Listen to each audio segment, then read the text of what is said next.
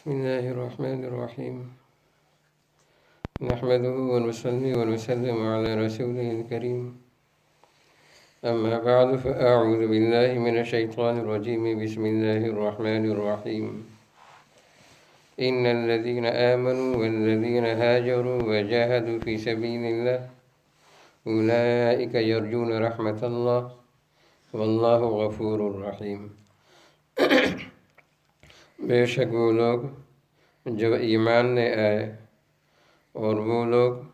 جنہوں نے ہجرت کی اور جہاد کیا اللہ کے راستے میں، اولئک یرجون رحمت اللہ، یہی لوگ ہیں جو اللہ کی رحمت کی امید رکھتے ہیں۔ واللہ غفور الرحیم، اور اللہ بخشنے والے مہربان ہیں۔ جب ذوالقعدہ کے مہینے میں مسلمانوں نے عیر قریش پر یعنی قریش کے قافلے پر حملہ کیا اور اس سے مسلمانوں کو غنیمت حاصل ہو گئی، تو اب مسلمانوں کے ذہن میں جو سوال تھا کہ اس مہینے میں تو ہمارے لیے لڑنا جائز نہیں تھا اور ہم لڑے، تو آیا یہ ہم نے کوئی گناہ کا ارتکاب کیا یا کیا؟ اور خاص کر مشرکین مکہ نے اس کے بارے میں بہت زیادہ پروپیگنڈا کیا، تو اس کے جواب میں اوپر والی آیت نازل ہو گئی کہ ٹھیک ہے تمہارا اس مہینے میں لڑنا ٹھیک نہیں تھا، لیکن چونکہ یہاں پر ایک تو یہ کہ بائی مسٹیک تم سے ہوا کہ تم اس کو شوال کی 30 تاریخ سمجھ رہے تھے اور وہ ذوالقعدہ کی 1 تاریخ تھی، تو جب نسیان کا مسئلہ ہو، بھول کا مسئلہ ہو، تو اس میں کوئی گناہ ہے ہی نہیں۔ دوسری بات یہ ہے کہ ان مشرکین مکہ کا تم لوگوں کو کعبۃ اللہ سے روکنا اور اللہ کی توحید اور دین اسلام سے روکنا یہ فتنہ ہے، اور فتنہ جو ہے وہ قتل سے بھی زیادہ سخت ہے، تو لہٰذا ان کو اگر تمہارا قتل نظر آتا ہے تو اپنا بڑا جرم کیوں نظر نہیں آتا؟ یہ بہت بڑے مجرم ہیں، تمہارا جرم تو غلطی کی بنا پر تھا اور بھول کی بنا پر تھا، اس میں تو گناہ ہی نہیں،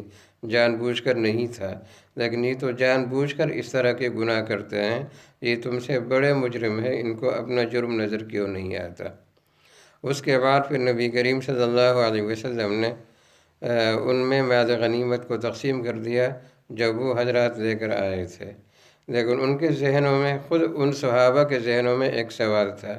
اور وہ سوال یہ تھا کہ چلیں ٹھیک ہے، یہ تو ہمیں معلوم ہو گیا کہ جو کام ہم نے کیا وہ گناہ کا کام نہیں تھا، لیکن بہرحال چونکہ تھا تو حرمت والے مہینے میں ہمارا یہ کام، تو آیا اس کام پر ہمیں ثواب بھی ملے گا یا نہیں ملے گا؟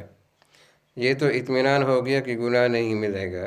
یہ بھی اطمینان ہوا کہ مال غنیمت ہمارے لیے حلال ہے، اور خود نبی کریم صلی اللہ علیہ وسلم نے اس کو تقسیم کر دیا، لیکن چونکہ حرمت والے مہینے میں ہم نے یہ کام کیا جو نہیں کرنا چاہیے تھا، تو آیا ہمارا یہ کام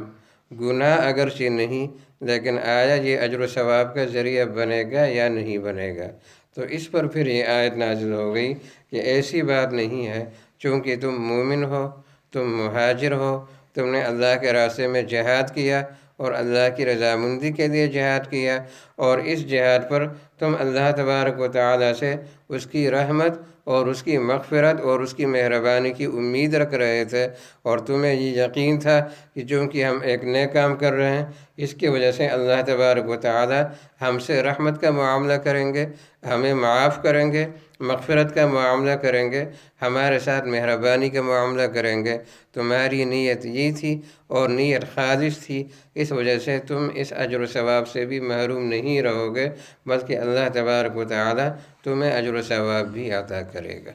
تو یہاں پر یہ بتلایا جا رہا ہے کہ تم پریشان نہ ہو، اور نہ تمہیں کوئی گناہ ہوگا، نہ تم سے کوئی مواخذہ ہوگا، نہ مال غنیمت تمہارے لیے حرام ہوگا بلکہ وہ حلال ہوگا، بلکہ اس پر تمہیں اجر و ثواب بھی عطا کیا جائے گا اور خوب عطا کیا جائے گا، اس لیے کہ تمہاری نیت مخلصانہ تھی اور تم نے اپنے نبی کے حکم پر عمل کیا، اور تمہارے نبی نے تمہیں جو کہا تب وہ میرے حکم پر کہا، تو لہٰذا یہ در حقیقت رسول کی اطاعت ہے، اور رسول کی اطاعت میری اطاعت ہے، اس وجہ سے اس میں تمہاری ذاتی خواہش یا تمہاری نفسانی خواہش یا شیطان کی گمراہی وغیرہ یہ چیزیں شامل نہیں، نہ اس کے وسوسے شامل ہیں۔ یہ تمہارا ایک خالص عمل ہے۔ اس خالص عمل ہونے کی وجہ سے تمہیں اس پر اجر و ثواب عطا ہوگا، اور تمہیں اس میں مایوس نہیں ہونا چاہیے اور پریشان نہیں ہونا چاہیے۔ تو یہاں پر صحابہ کرام رضی اللہ عنہم کو ان کے اس عمل پر تسلی دی گئی، اور ان کو یہ بتلایا گیا کہ تمہارا یہ کام موجب اجر و ثواب ہے، اس پر تمہیں اجر و ثواب عطا ہوگا، اور تمہیں محروم نہیں کیا جائے گا، اور تمہیں مایوس بھی نہیں کیا جائے گا۔